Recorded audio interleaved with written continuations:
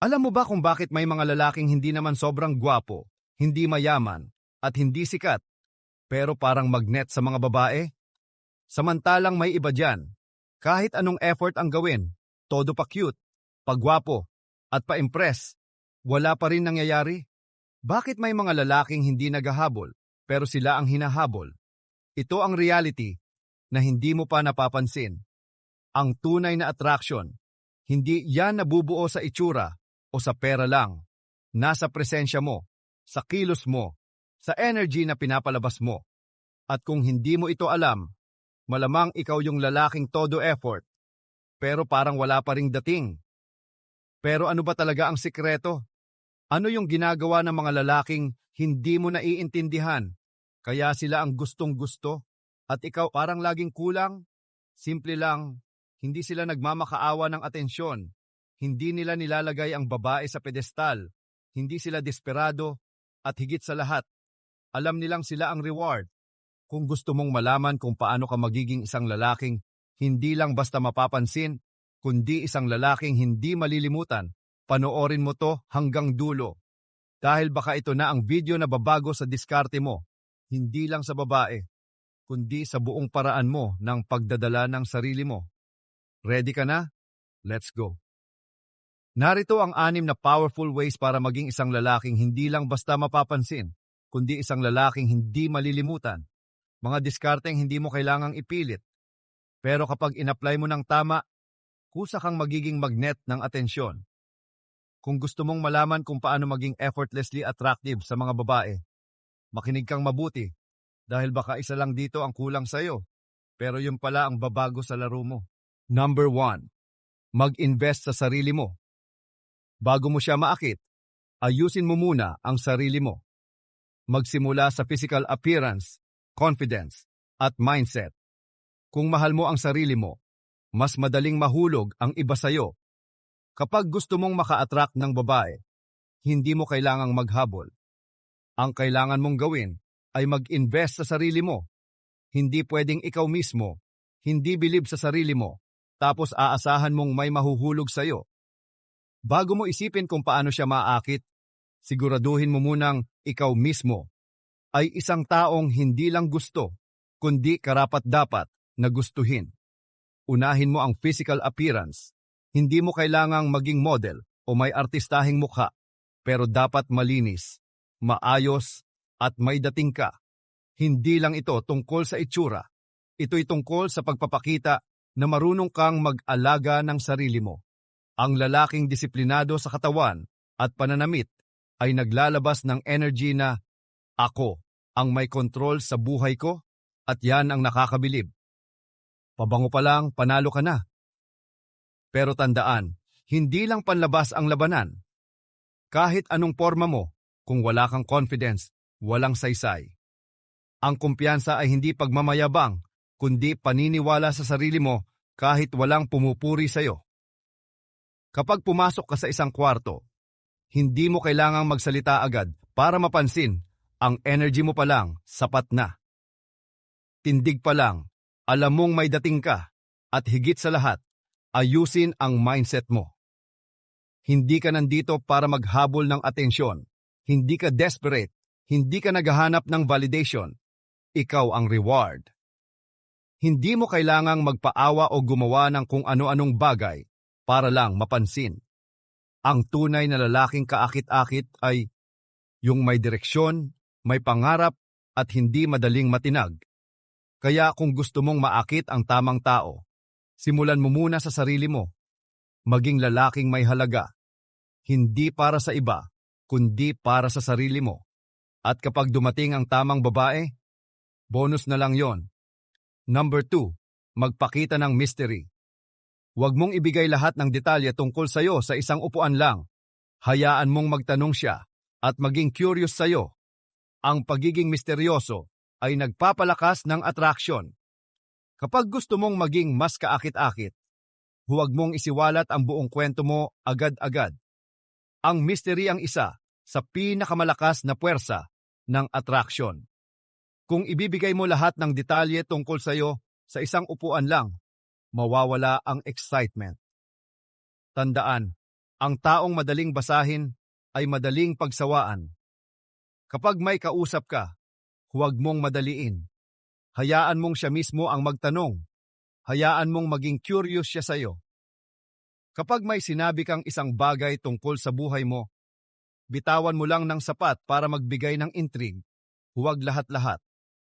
Ang isang lalaki na may kontrol sa kwento niya, na hindi kailangang ipagmalaki o ipagsigawan ang buong buhay niya, ay nagiging mas kawili-wili. Isipin mo ang mga pelikula o nobelang hindi mo mabitawan. Hindi ba't ang dahilan ay dahil gusto mong malaman kung ano ang susunod na mangyayari? Ganyan din sa attraction. Ang taong mahirap basahin, laging gustong unawain. Pero huwag mong ipagkamali ang pagiging misteryoso sa pagiging tahimik o suplado. Ang mystery ay hindi tungkol sa pagiging malamig. Ito'y tungkol sa pagpapanatili ng tamang balanse sa pagbabahagi ng impormasyon.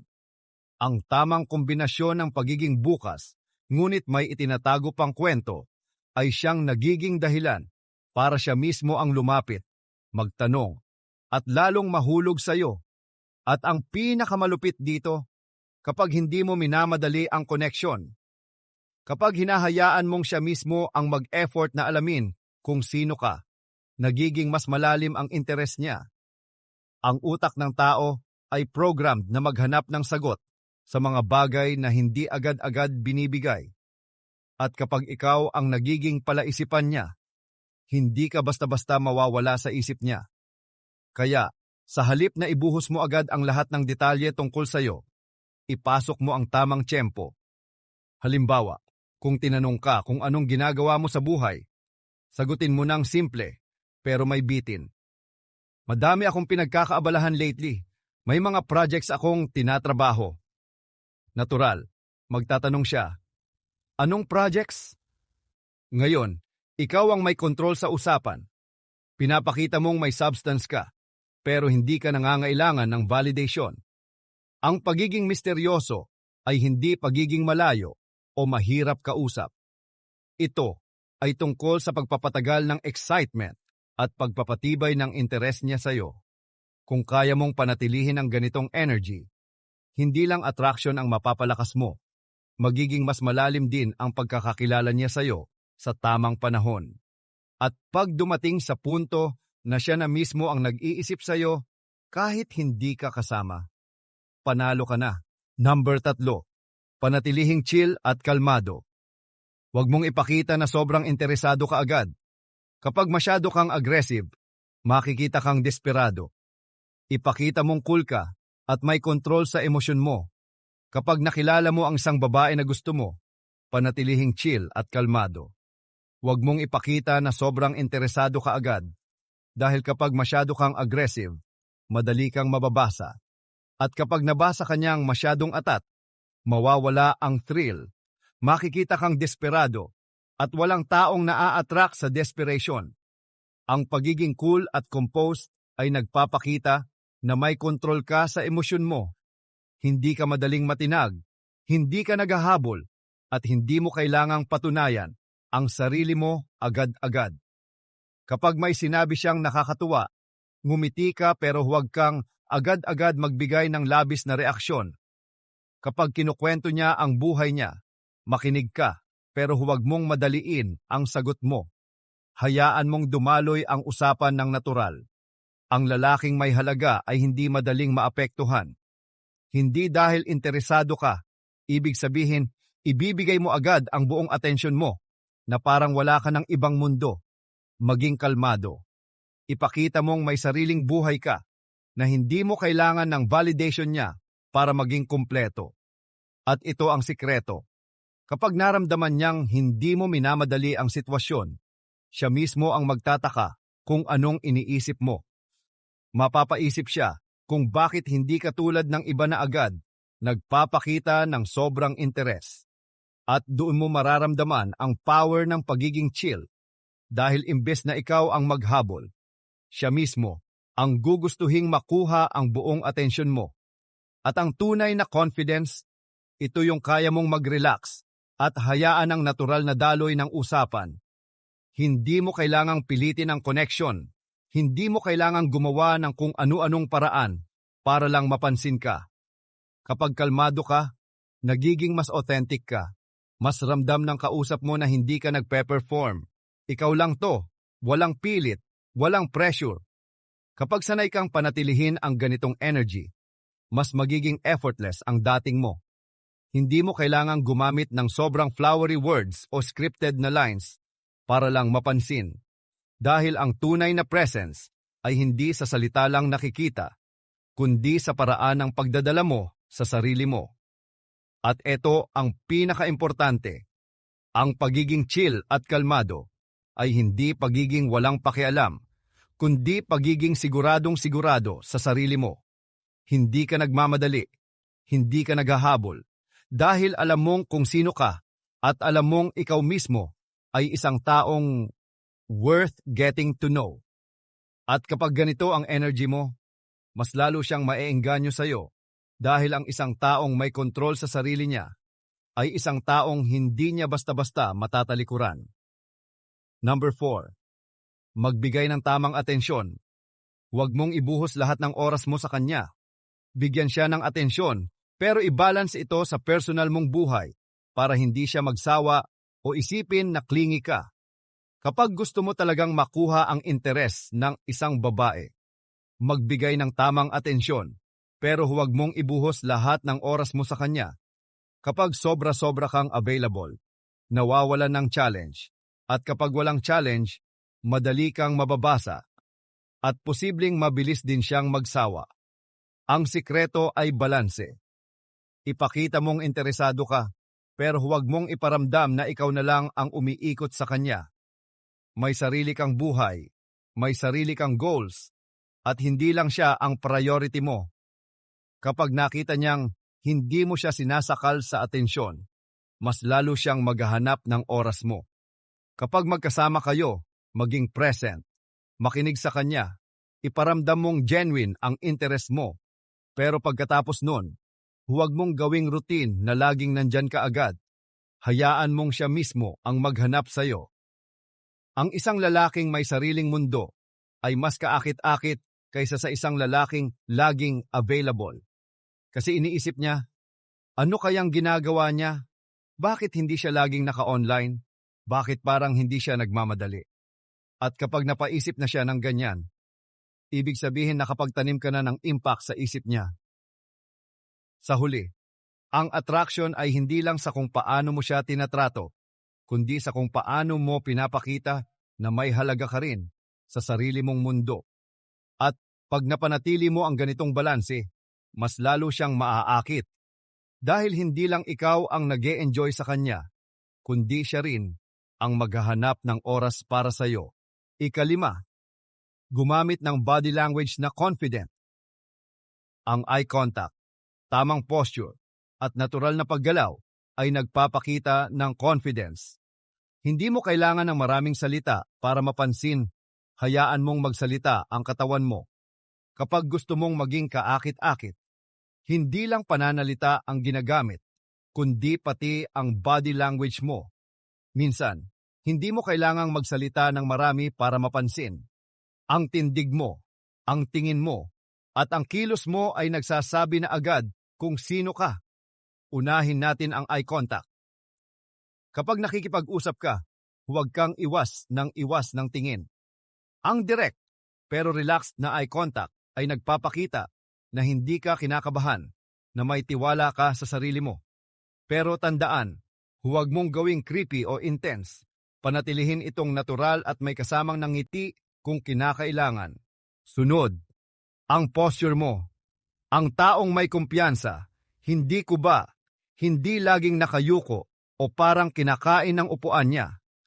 Laging tuwid ang likod, relax ang balikat, at kontrolado ang kilos. Ang tamang tindig ay nagdadala ng presence. Kapag maayos kang magdala ng sarili mo, mas nagiging commanding ang dating mo kahit hindi ka pa nagsasalita. Panghuli, ang natural na paggalaw. Huwag kang masyadong stiff o parang robot. Gumamit ng tamang gestures kapag nagsasalita, pero huwag sobra-sobra. Ang taong kalmado at hindi nagmamadali sa kilos niya ay nagpapakita ng authority at control. Kapag naperpekto mo ang body language na to, hindi mo na kailangang magsalita ng maraming linya para lang mapansin. Dahil ang tunay na kumpiyansa, hindi lang naririnig, nakikita at nararamdaman din. Number 6. Huwag matakot sa rejection. Kung hindi kanya gusto, walang problema. Ang pagiging relaxed sa sitwasyon at pagtanggap sa resulta ay nagpapakita ng emotional strength. At yan ang sobrang attractive sa mga babae. Ang isa sa pinakamahalagang mindset na dapat mong tandaan, huwag matakot sa rejection. Kung hindi kanya gusto, walang problema dahil hindi naman lahat ng tao ay para sa isa't isa. Pero ang paraan ng pagtanggap mo sa rejection ang nagsasabi kung anong klaseng tao ka. Kapag cool ka lang, hindi naapektuhan, at hindi mo ito ginawang big deal, mas nagiging attractive ka. Bakit? Dahil ipinapakita nito na ikaw ay may emotional strength at sobrang taas ng value ng ganitong trait sa mata ng mga babae. Ang taong takot ma-reject ay madalas nagiging awkward, masyadong nag-iingat, o nagiging defensive. Pero ang lalaking relaxed at chill sa anumang sagot ay nagpapakita na may tiwala siya sa sarili niya, na hindi siya nakadepende sa validation ng iba para maramdaman ang sariling halaga. At yun ang tunay na confidence. Kapag hindi naging ayon sa iyo ang sitwasyon, simple lang, ngitian mo, magpasalamat at mag-move on. Hindi mo kailangang patunayan ang sarili mo. Hindi mo kailangang pilitin ang isang bagay na hindi natural. Dahil ang tunay na lalaking may value, hindi natatakot mawala ang isang tao. Dahil alam niyang palaging may mas magandang paparating. Kaya ayun nga ang 6 na powerful ways. Sa dulo ng lahat ng to, isang bagay lang ang gusto kong ipaalala sa iyo. Ang tunay na attraction ay nagsisimula sa sarili mo. Hindi ito tungkol sa pagiging perpekto. Hindi ito tungkol sa pagsunod sa kung anong uso. Ito ay tungkol sa pagiging best version mo habang nagiging natural sa pakikitungo sa iba. Kapag marunong kang mag-invest sa sarili mo, magdala ng mystery, manatiling chill at kalmado, magbigay ng tamang atensyon, gumamit ng confident body language at higit sa lahat, hindi matakot sa rejection, nagiging effortless ang dating mo. Hindi mo kailangang pilitin ang attraction, darating ito ng kusa. Kaya kung gusto mong maging lalaking may dating, simulan mo sa mindset mo, sa kilos mo, at sa kumpiyansa mo sa sarili. At tandaan, hindi lang ito tungkol sa pagkuha ng atensyon ng isang babae. Ito ay tungkol sa pagiging isang lalaking may halaga para sa sarili mo at sa mundo mo. Kung nagustuhan mo ang video na to, huwag kalimutang mag-subscribe at i-click ang notification bell para hindi ka mahuli sa next content ko. At kung may gusto kang idagdag o may tanong ka, i-comment mo lang sa baba. Babasahin